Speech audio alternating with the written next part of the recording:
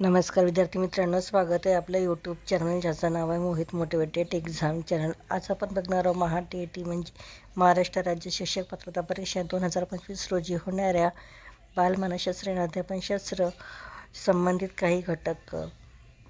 हे घटक तुम्हाला पेपर 1 आणि पेपर 2 साठी अत्यंत उपयोगी असे ठरते। चला तर मग सुरुवात करूया व्हिडिओला।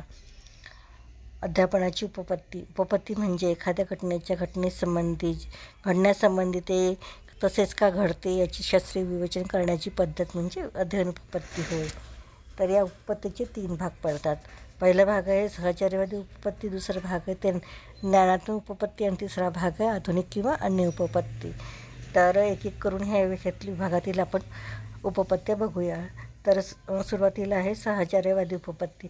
या उपपत्तीमध्ये थॉर्नडाईक यांचा प्रयत्नप्रवाह उपपत्ती, पॅव्लॉव यांची अभिजात अभिसंधान उपपत्ती, स्किनर यांची साधक अभिसंधान उपपत्ती, वॅटसन, ग्रुंथी आणि हल ह्या येतात। त्यानंतर ज्ञानात्मक उपपत्तीमध्ये कोहलर, कफका, समकारवादी मनोदृष्टीमूलक उपपत्ती यांचा समावेश होतो।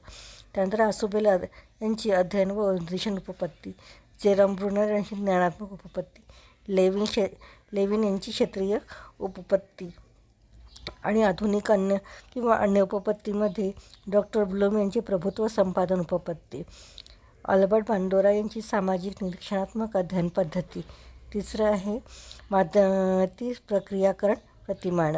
तर ही झाली अध्यापनाची उपपत्त्या आणि त्यांचे प्रकार आणि त्या उपप्रकारामध्ये असणारे मानसशास्त्रज्ञ आणि त्यांच्या उपपत्त्या।